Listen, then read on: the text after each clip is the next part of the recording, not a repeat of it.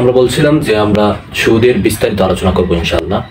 তো প্রথমত এই সুদের আরবি প্রতিশব্দ হচ্ছে রিবা। এই রিবার শাব্দিক অর্থ হচ্ছে বাড়া, বৃদ্ধি পাওয়া। পরিভাষায় রিবা বলা হয় যে সম্পদের এক বিশেষ ধরনের মুনাফাকে রিবা বলা হয়, অর্থাৎ সুদ বলা হয়। সুদের শাব্দিক অর্থ বাড়া, বৃদ্ধি পাওয়া।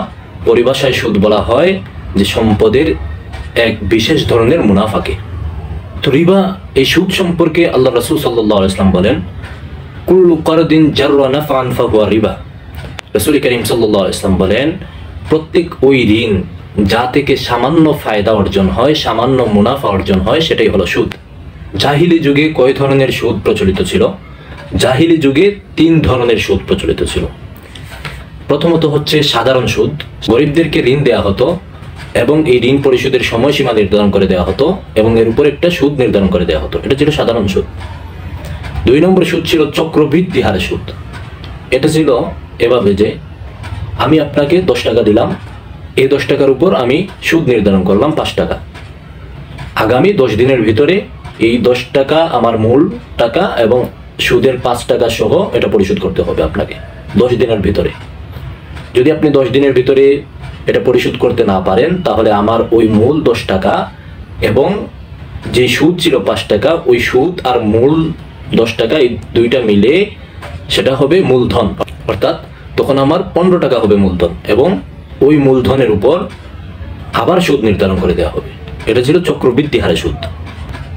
এইবার হলো বন্ধকি সুদ।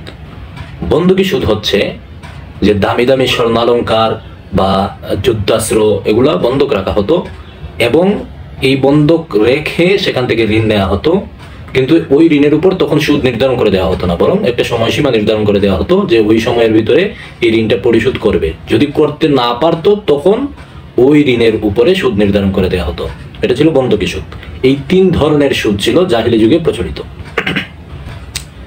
এখন আমাদের সমাজে কোন ধরনের সুদ প্রচলিত আছে? আমাদের সমাজে অসংখ্য সুদের প্রচলন আছে, যেমন ব্যাংকিং সুদ, এনজিও ভিত্তিক সুদ, সমিতি ভিত্তিক সুদ, এগুলো অসংখ্য সুদের প্রচলন আছে। তার মধ্য থেকে যে সুদ ব্যাপক হারে আমাদের সমাজে প্রচলিত এবং যেটাকে আমরা সুদই মনে করি না, অবাধে আমাদের কাছে যেটা প্রচলিত, সেটা হচ্ছে জমি বন্ধকি সুদ। এই বন্ধকি সুদ হচ্ছে যে একজন আমার কাছে একটা জমি বন্ধক দিল, তার বিনিময়ে আমি তাকে 50,000 টাকা ঋণ দিলাম।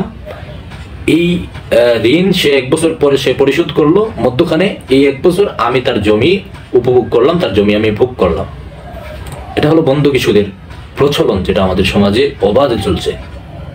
এই যে একটা মানুষ আপনার কাছে জমি বন্ধক দিল, এই জমি বন্ধক দেওয়ার পর 1 বছর যাওয়ার পর ওই লোকটা আপনি যেই পরিমাণ টাকা দিয়েছিলেন ওই পরিমাণ টাকাই পরিশোধ করলো।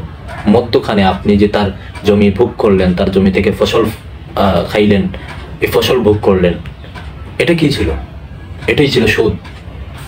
এই জন্য রাসূল করিম সাল্লাল্লাহু আলাইহি ওয়াসাল্লাম বলেন, কুল্লু কারদিন জাররা নাফআন ফাহুয়া রিবা।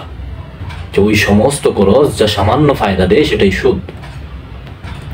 এর জন্য এই সুদ থেকে আমাদের বেঁচে থাকতে হবে। এই সুদ থেকে বেঁচে থাকার একটা সহজ সমাধান হলো যে আমরা এই বন্ধকি সিস্টেমটাকে ইজারা সিস্টেমে যদি বদলিয়ে নেই, তাহলে আর আমাদের মধ্যে এটা সুদ থাকবে না। যেমন আমি একজন মানুষ জমি বন্ধক দিবে, ওনার 50,000 টাকার প্রয়োজন, তো আমি জমিটা বন্ধক রাখলাম না, আমি জমিটা ভাড়ায় রাখলাম। যেমন আপনার জমির ভাড়া নির্ধারণ করেন 1200 টাকা, যে বৎসরে আমি প্রত্যেক মাসে 100 টাকা, বৎসরে 1200 টাকা এই জমির ভাড়া। এই জমির ভাড়া নির্ধারণ করা হলো 1200 টাকা। আমি অগ্রিম এই জমির ভাড়া আপনাকে 50,000 টাকা দিলাম, আপনার প্রয়োজন পূর্ণ হলো।